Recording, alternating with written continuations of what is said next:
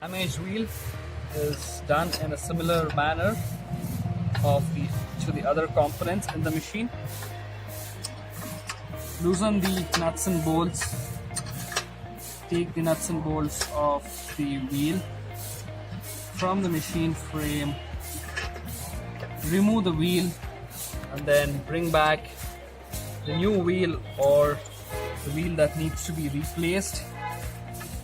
Then use the fasteners once again with the washer. Make sure all the bolts are with the washers, never without the washers.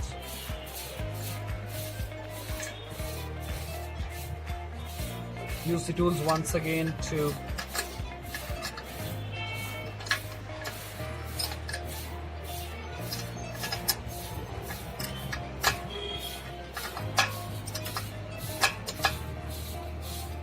tighten it all the way through.